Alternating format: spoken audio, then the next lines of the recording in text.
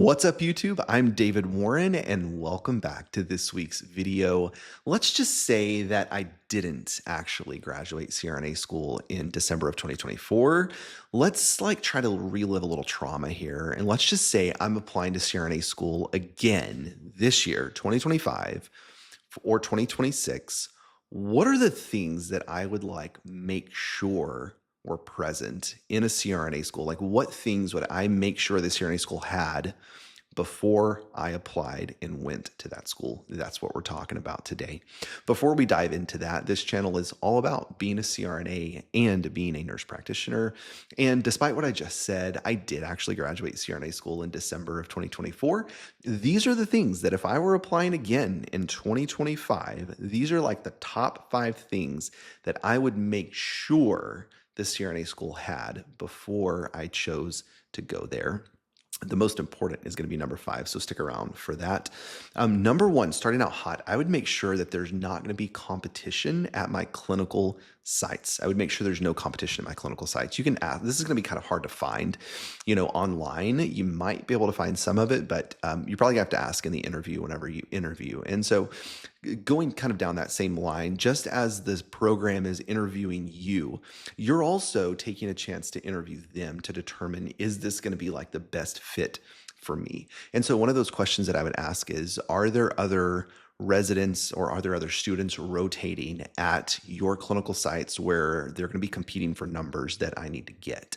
And if the answer is yes, I would kind of hash that out a little bit further and be like, okay, kind of tell me about the clinical sites. Like, how many sites will I be or our group, maybe our cohort, be the only one present getting numbers? Or how many other rotations do you have where it's only going to be like people from our school? And that'll kind of lead you down that path and let you hash that out. But yeah, I would make sure that there were that I wasn't going to be competing with either medical residents, nurse anesthesia residents, or nurse anesthesia students for numbers for my clinical rotation. And again, you're just going to have to ask that flat out. Because here's the thing, whenever you go to some of these rotations, there's going to be 10 or 12 other schools there, and everybody's going to be trying to bounce on the thoracic cases or the OB cases or the peds cases or whatever your specialty numbers are.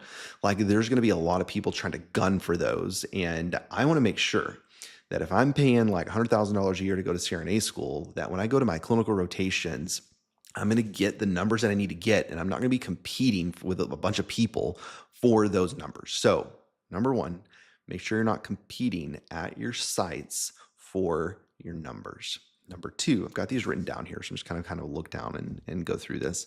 Number 2, I would absolutely choose a school who puts a high emphasis on ultrasound-guided regional anesthesia and point-of-care ultrasound. The CRNA school that I went to, I attended National University out in California. On day 1, we had to have access to a Butterfly IQ ultrasound. We had to buy this a few weeks before. We had access to the ultrasound day 1 of the program. We were scanning ourselves and scanning each other to get used to the concept of point of care ultrasound and doing ultrasound guided regional anesthesia. And so I would make sure that if I'm going to a program to be a CRNA, that I would get quality training in the realm of ultrasound and ultrasound guided regional anesthesia. And programs, I'll tell you, programs are going to be yeah, absolutely. We're going to train you to do that. But I've seen some residents from other CRNA programs, and they get a block course, and you go to this course and you learn blocks for 4 weeks, and that's your block rotation, and that's it. You don't get anything else. You do 4 weeks of blocks or a month and a half of blocks. And that's literally the block rotation that you get. And you don't touch another block the entire duration of the program.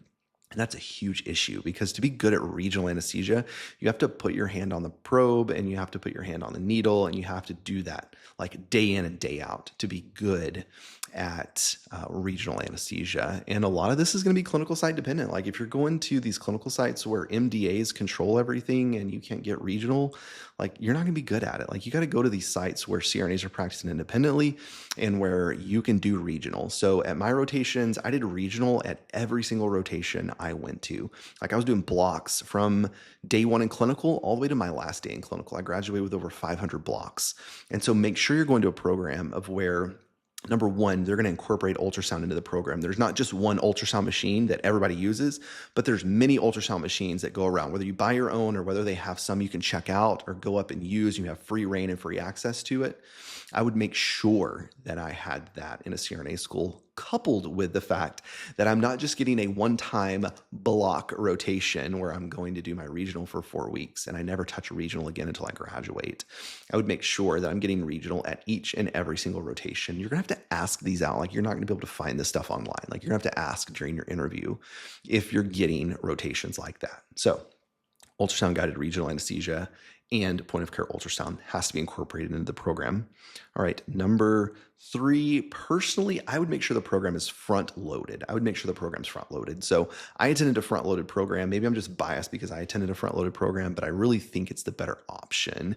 And I'll tell you why. So front loaded, like, you're going to get all of your didactic content up front, and you're not going to touch a patient in an OR or in a pre-op area until you've finished didactic and passed everything. So theoretically, by the time you get to clinical, you're going to have all of the anesthesia training that you will get in a CRNA program, which is sufficient for you to go in and start learning hands-on. Whereas if you're in an integrated program, not front-loaded, you're in an integrated program, you're going to start getting little pieces of information, and then they're going to put you into the OR to do some airway, but you're not going to understand the case or really anything that's going on because you haven't gotten to that yet.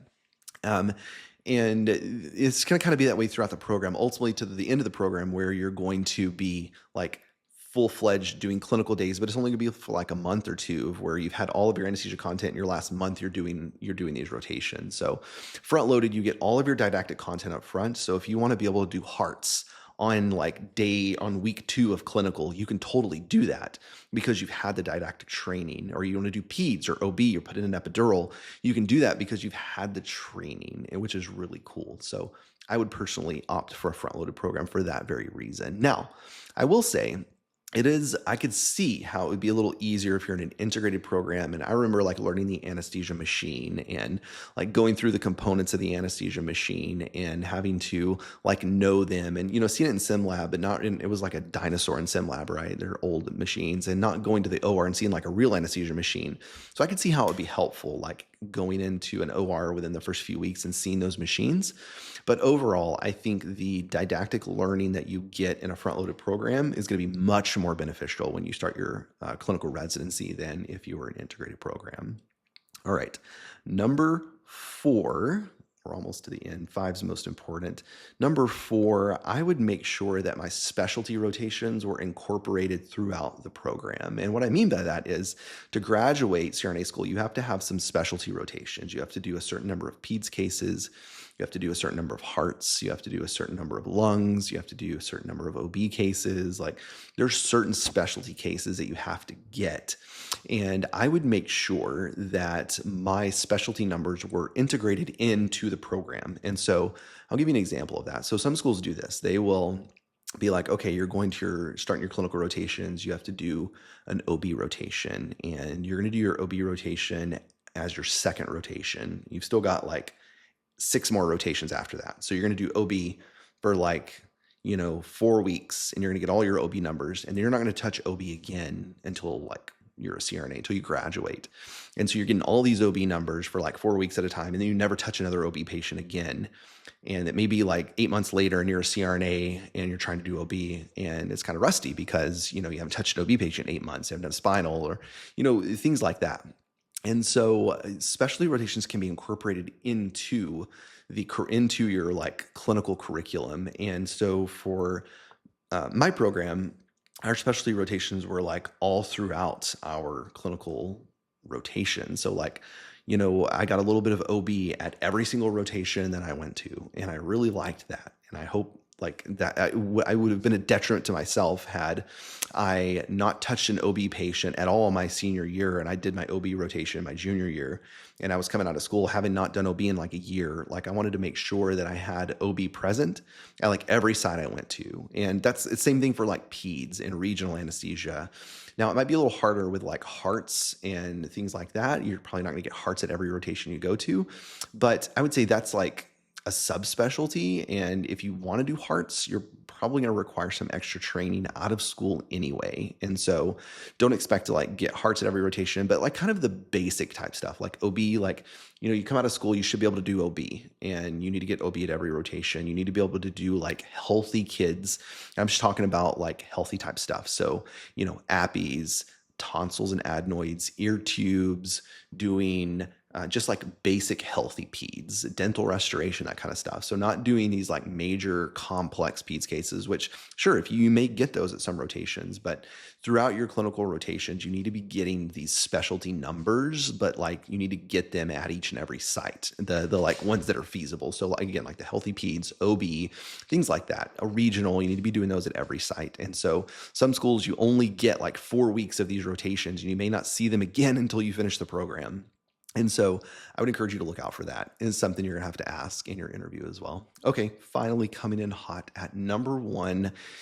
I'm sure everybody could probably see this one coming, but by far the most important part of going to CRNA school is you need to learn to practice independently. You have to learn to practice independently.